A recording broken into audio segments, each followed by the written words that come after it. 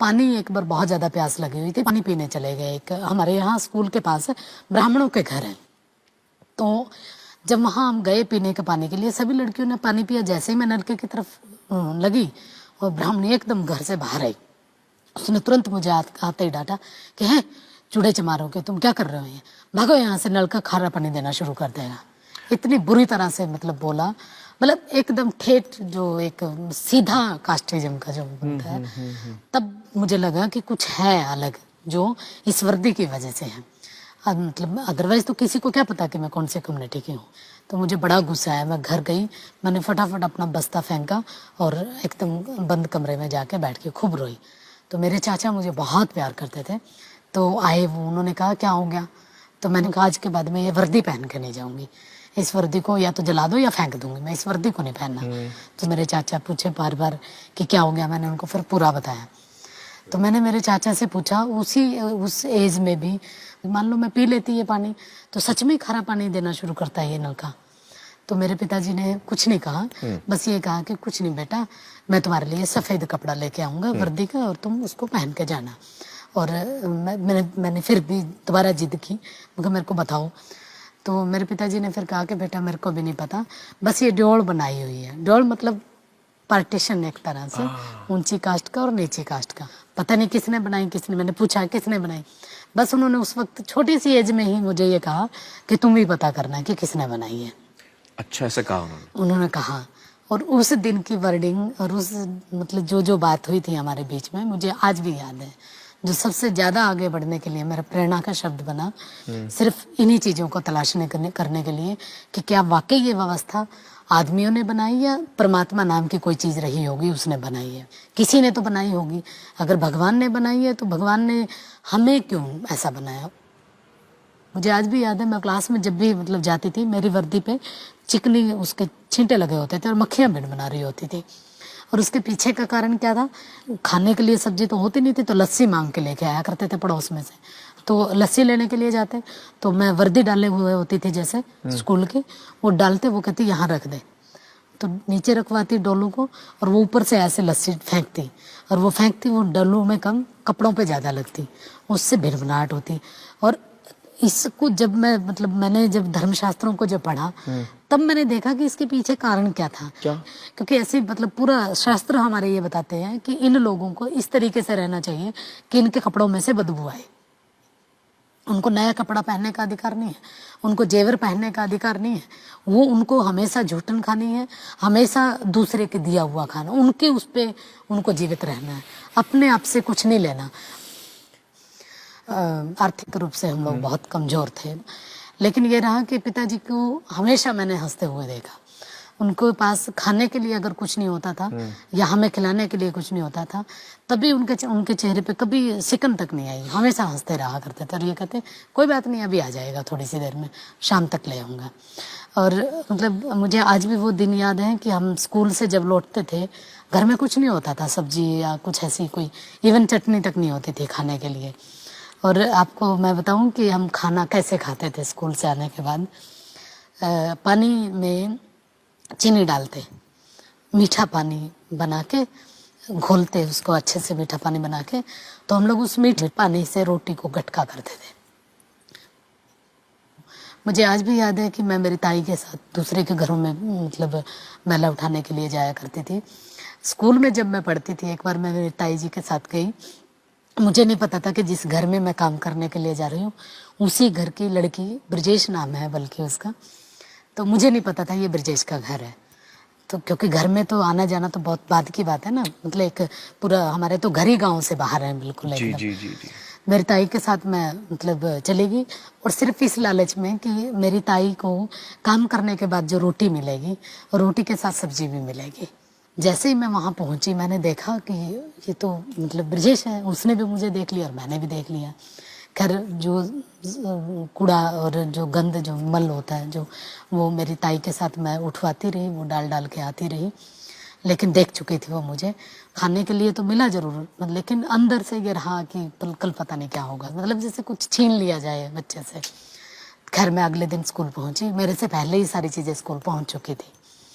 जैसे ही पहुंची और मतलब लड़कियों ने घेरना मुझे शुरू कर दिया। जिनको नहीं पता था उनको भी उसने खूब जोर जोर से के बताया। क्लास में आके फिर उसने बताया कि अच्छा तू अपने ताई के साथ टोकरी क्यों नहीं उठा रही थी, तू तो सिर्फ डाल डाल रही थी हमारे घर में टट्टी को। तो मेरे को गुस्सा आया, मैंने उसको एकदम तख्ती मारी यहाँ पे, और फिर उसने मुझे मारी यहाँ पे। मुझे आज भी निशान है मेरे यहाँ पे उसके तख्ती का। लेकिन ये कोई बड़ी बात भी नहीं थी मेरे लिए, ऐसी लगती रहती थी। और क्योंकि उसका जो जख्म था वो तो अंदर था, तो बाहर तो बहुत कम था। तो लेकिन जैसे ही वो लड़की घर पहुंची, फिर उसने अपने घर में बताया, तो उसके घर वाले एकदम मतलब, क्योंकि वो ऊपर कास्ट के थे, सीधा मेरे घर में आए उलाहना अच्छा, देने वो के गुस्से लिए। होके आ गए। गुस्सा हो गए और मेरे चाचा के पास एकदम आए।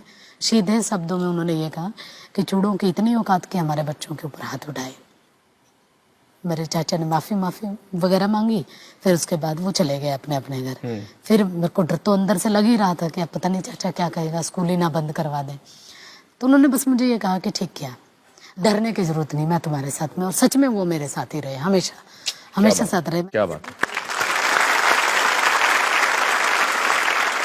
जब मैं छोटी सी क्लास में थी, 7th क्लास में ऑप्शन बनता है, तो सभी लड़कियों ने संस्कृत चुना, कईयों ने जो मेरे पास आसपास थे। मैंने भी सोचा संस्कृति ले लेते हैं।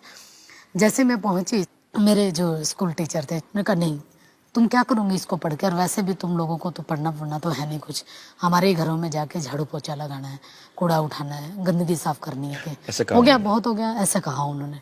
मैं असल में, मुझे ना जो चीज़ मेरे को मना कर दी जाती है उसके उसमें मुझे ये रहता होता है कि मेरे को यही करनी है, चाहे मुझे ना भी आती हो तब भी।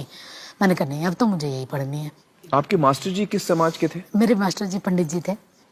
बहुत सारी चीज़ें ऐसी चलती रही, ये स्कूल का है पूरा। फिर कॉलेज में मुझे आज भी याद है, मेरे ताऊ जी ने जब कहा कि बाहर लड़की को भेजेगा मेरे दादे का नाम लेके कि इज्जत चली जाएगी, तब मेरे पिताजी ने जो कुछ कहा था, मैं वहीं थी। मेरे ताऊ जी को सीधा ये कहा था, इतना प्यार करते थे जिनको वो, कि मुझे जो मर्जी कहे लेकिन मेरे चांद के बारे में नहीं। ऐसा न कहो। जो भी फैसला करेगा मैं और मेरा चांद करेगा, इसमें बोलने का किसी को भी कोई अधिकार नहीं, चाहे वो कोई भी चाहे। ऐसे करते करते फिर कॉलेज पहुंचे। कॉलेज में पहुंच के 60 किलोमीटर दूर कॉलेज था, बस में हम लोग आया जाया करते थे।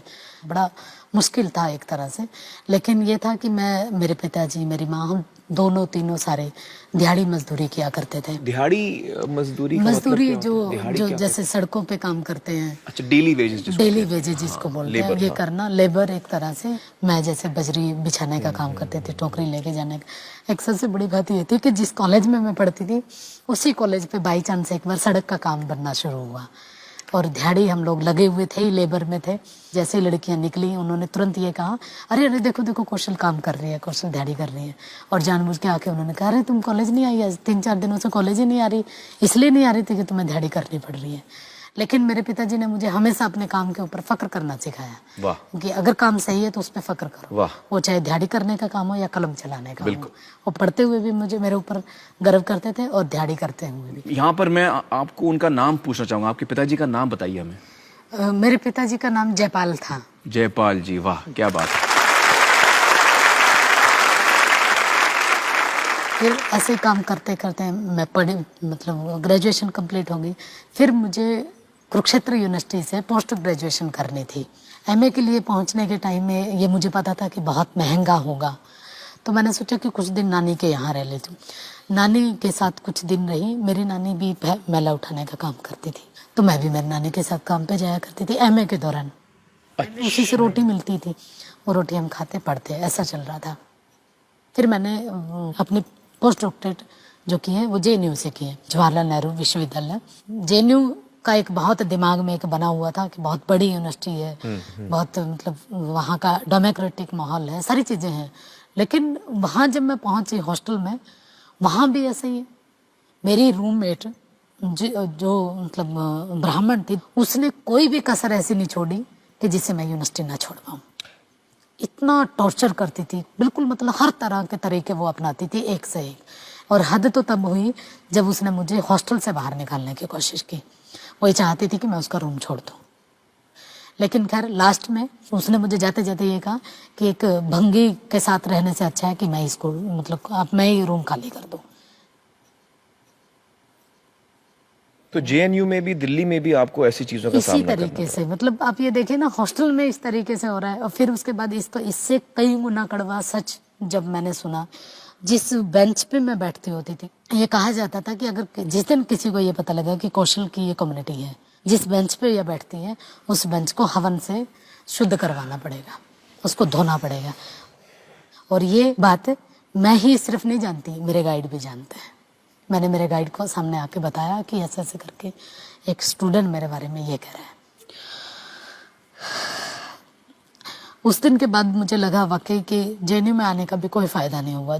उस दिन मैं वाकई जेएनयू छोड़ने का विचार किया, लेकिन बस पिताजी ने मुझे जाते जाते भी एक ही बात कही थी कि तुम्हें कोई कुछ भी कहता रहे, बस अपनी लाइन से नहीं हटना। अगर तुम अपनी लाइन से हटी तो कुछ नहीं कर पाओगे। कौशल जी, मैं यहाँ कहना चाहूँगा, काश हिंदुस्तान में सारी बच्चियों को आप जैसे आपको पिता मिला है, उस जैसा पिता मिले। ये तो मुझे, मतलब मैं ये कहूँगी कि हर बेटा बेटी को ऐसे ही माँ बाप मिलने चाहिए। और आज मैं ये भी कहूँगी, आज यहाँ पहुँच के, हर माँ बाप को बेटी भी ऐसे ही मिलनी चाहिए।